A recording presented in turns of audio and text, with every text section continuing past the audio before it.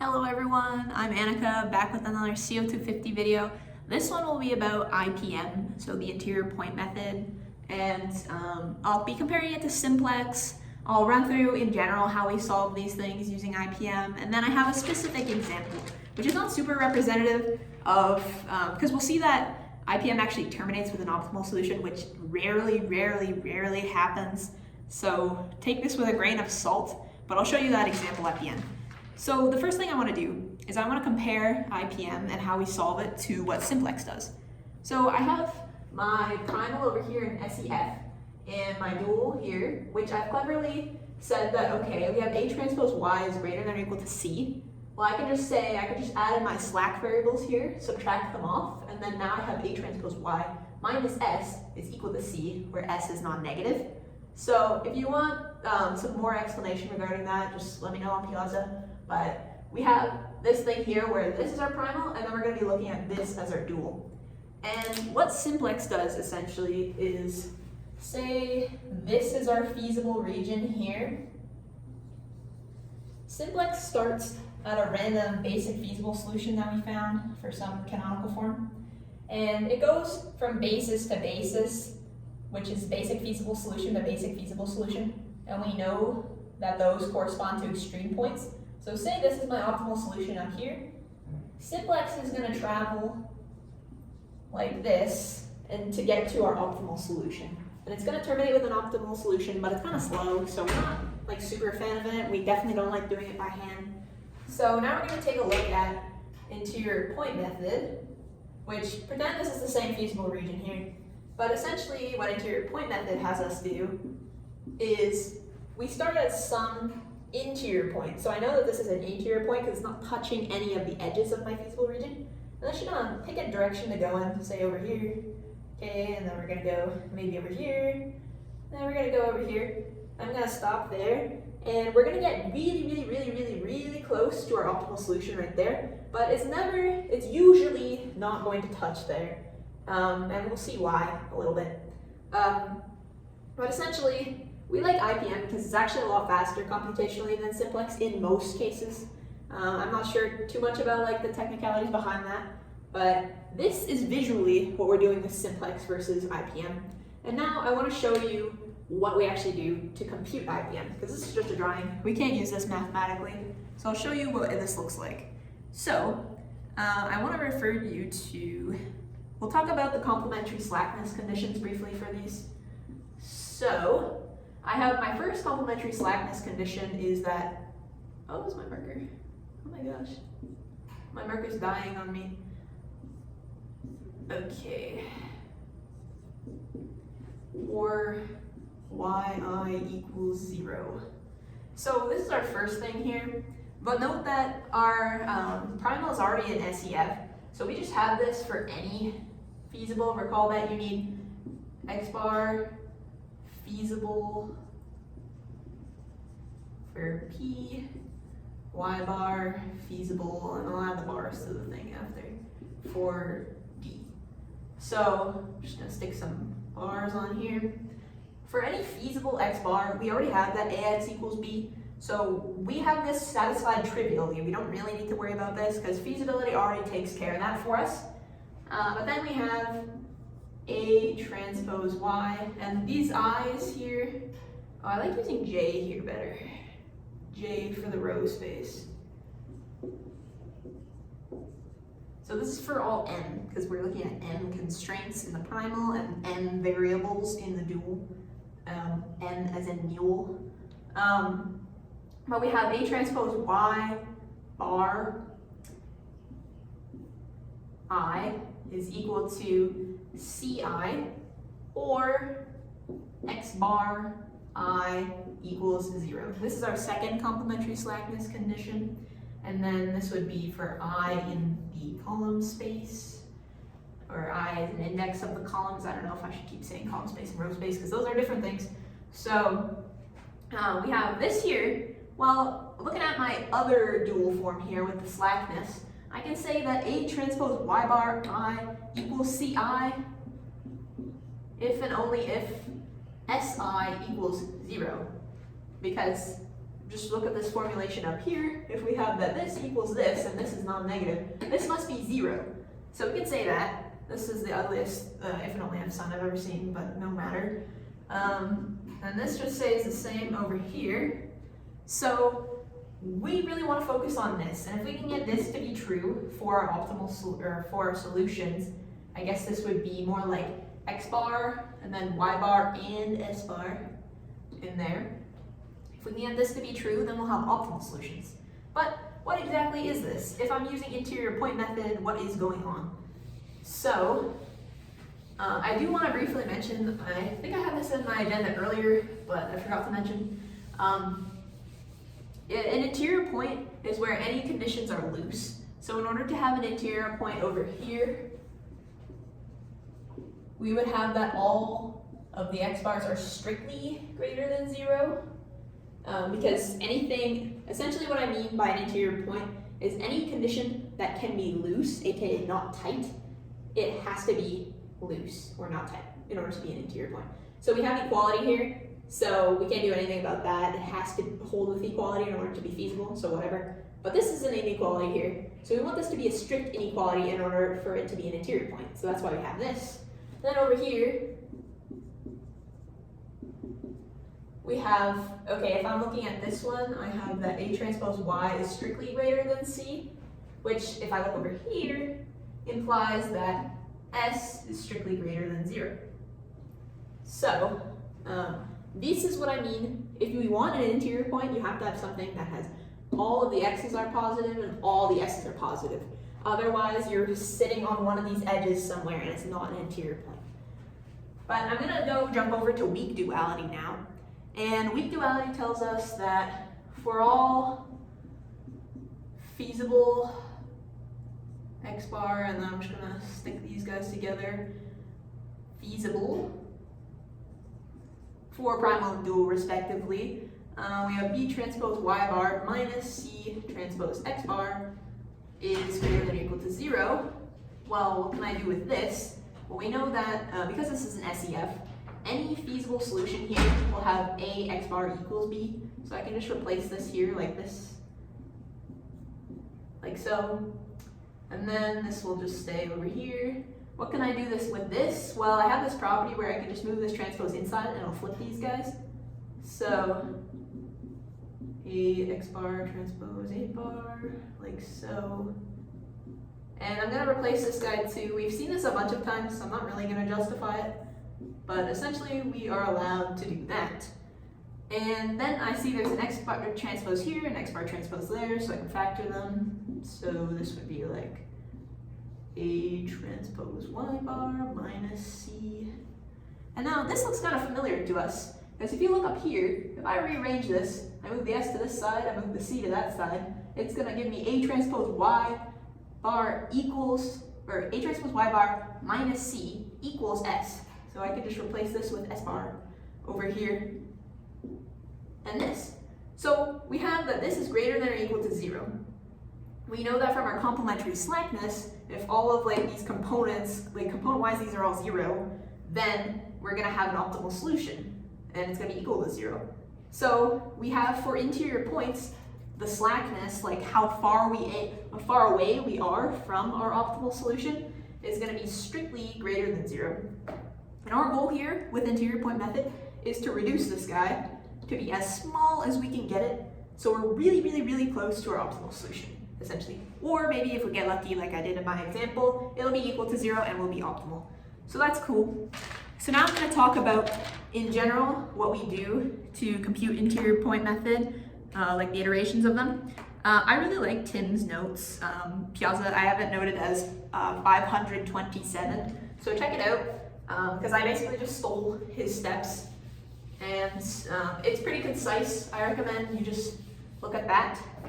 But essentially, our first step is we want to find interior points.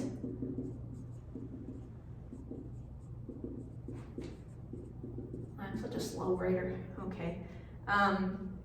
X bar for the primal and Y bar, S bar for the dual. I don't need to write that. But that's our first step there, and as I talked about, in order for it to be an interior point, it needs to be loose, so we have the x bar is strictly greater than 0, and the s bar is strictly greater than 0. Don't really care about y, so long as it's feasible. 2. Now we have to find these directions as he describes them, dx, dy, ds. And then what is this going to do?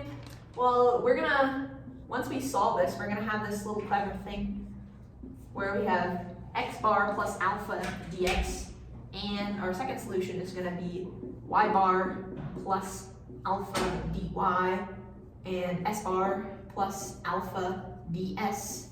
And these are going to be our new solutions. So we start with x bar, y bar, s bar, whatever over here, and then adding this little alpha dx, alpha dy business. That's going to bring us here, and then we do that again with different alpha, different directions. We go there, and then we get really close. So that's what this is. But we're not there yet because we don't know what exactly to do to solve for these guys. But essentially, there's 3 components to it.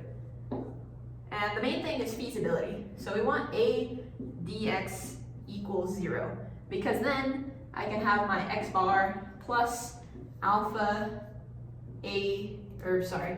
alpha dx, and then when I plug it into the primal over there, I have this. Whereas with linearity, we got this, plus linearity again, we got that. And we want this equal to b, so we want this to be 0. So that's why we say this, in order for it to be feasible. And then we also say, okay, same thing again with feasibility here, A transpose minus the identity matrix, or not really, this is all augmented, they're not being subtracted. But essentially, we want this product to be 0. Why is that? Well, we have A transpose times y bar plus alpha dy, because that's our target in the end, minus s bar plus alpha ds. And we want this to be equal to c still, so then we use linearity again. Okay, good. This one goes in. Alpha A transpose dy minus s bar minus alpha ds equals c. So essentially what we want is, we already know that because we have this like feasible solution here, that A transpose y bar minus minus s bar here is going to be equal to c. So this part and this part equals c. And then I just want this part and this part to cancel each other out.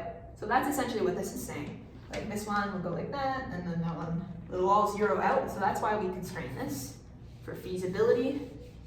And then our last thing that we want has to do with what I was talking about earlier about x bar transpose s bar being our slack from, or like our distance from optimality, I guess you could say. I don't even know if you can read this on the camera, but I'm telling you out loud, so rewind if you did not hear that. Distance from optimality. And essentially what that looks like is we're going to look at this component wise. So we have that s bar I dxi plus x bar I dsi equals negative s bar I x bar I for all I. This seems kind of random. Where did I get this? Well, we're just gonna remember what went on up here, or you can look at Tim's notes to give myself some more space over here. But I'll do a little derivation of this, and I understand I'm doing a lot of derivations in this video, so please, if you don't care about them, I'm just trying to give you some background to what's going on. If you don't care about them, just skip them, please. But I want to show them just because it helps my understanding, and I hope it'll help yours. So essentially, remember we talked about that optimality gap as x bar transpose s bar. Well, if we're trying to replace the x bar and the s bar with like the x bar plus alpha dx and the s bar plus alpha dy, this is going to essentially look like, I'm going to remove the bars here because that's just our optimality gap in general, x bar plus alpha dx and s bar plus alpha ds. And this transpose there. But if I look at this component-wise, what is this saying? And I want this to be equal to 0 for optimality. So if I want this to be equal to 0, then I know that component-wise, I want this whole thing to be 0. So I can just erase this, and we know that there's one for all I and n. So I'm just going to put some i's there. Oh, that's an ugly, ugly I. So if I want this to be equal to 0, then I can just FOIL this out.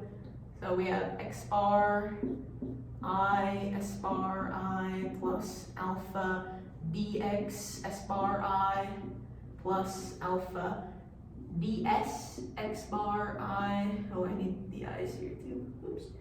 And then plus, this one's going to be alpha squared ds dx. And then these are i's over here too. So we got this big long thing equals to 0, and we want to solve this.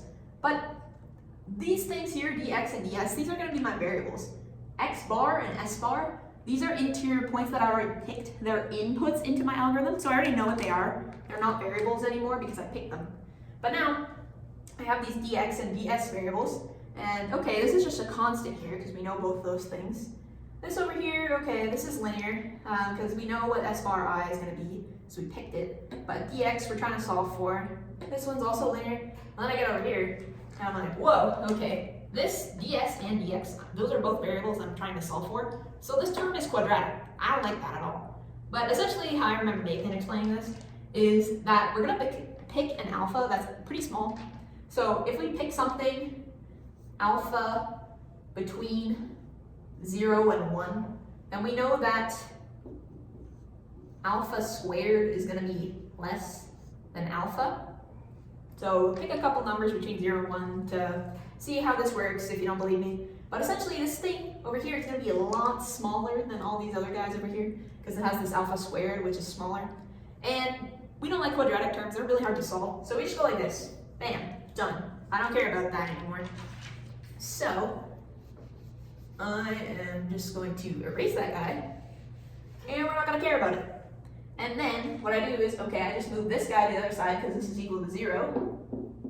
And I get negative x bar I s bar I equals alpha dx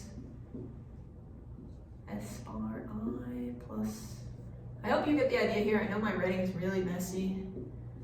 But this is this thing, which is they're just the same as this, so I just flip them around. But that's where this third condition comes from. So that was a lot of work just to show you where this third condition came from. And we've already looked at this in class. So I'll put a timestamp here so you can skip that derivation afterwards. But essentially, those are our three things that we want. And then now we just have to put them in this big, massive matrix. So remember my A, B, C? Well, I can stick them all in one big, massive matrix. And that looks like this. A, 0, 0, 0, A transpose minus I, okay. And this is going to be like the identity here with S bar, transpose kind of, and then X bar, identity, X bar transpose. And then this here is going to be dx, dy, ds. And this is going to be 0 vector, and this identity here. So I know this matrix doesn't really make any sense right now, but I'll do an actual example of this, and I'll do it in another video because this video is already too long. But essentially, what we do here is, like, this is our A dx equals 0 from before. We have the A transpose minus I times dy ds is equal to 0. And then we got like the s bar I and the x bar I is times dx and ds is equal to the negative thing here. So this is just me taking those three things from before and sticking them in this matrix. No negative there. But yeah, I can also type this on Piazza if it's easier to see, or maybe in the description or something. But yeah, so this is our matrix that we want to solve. And then what? We solve this thing. Okay, we have dx, dy, ds. What do we do from there? Well, our third step on Tim's sheet is that we want to find this alpha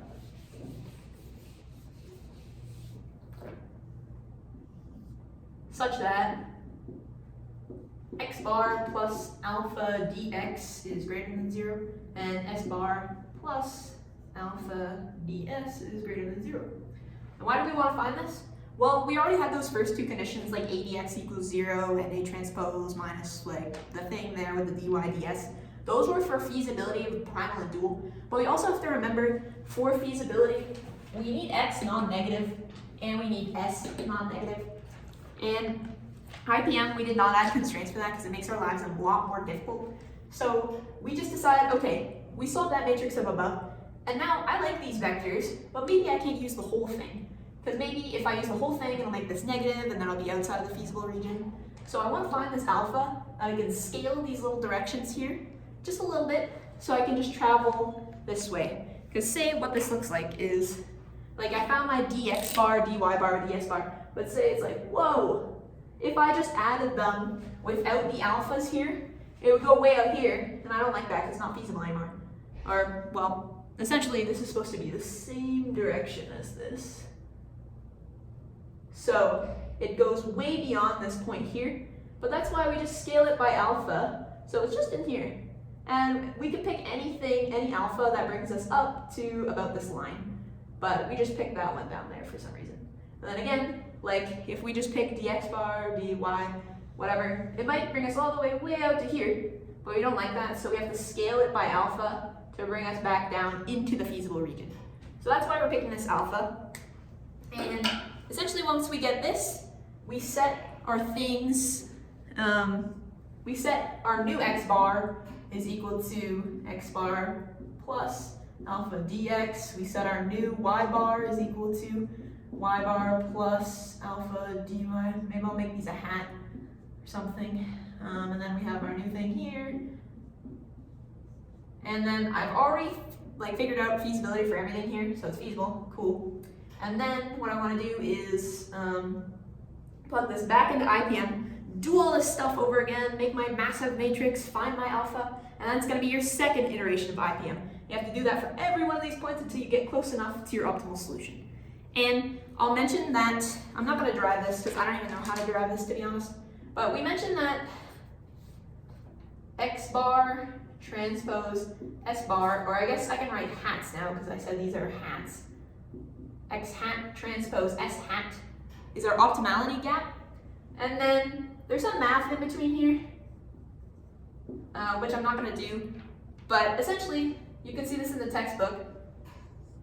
It's going to be equal to 1 minus alpha of our original thing, x bar transpose s bar. And we know that alpha, we're going to pick an alpha that's greater than 0.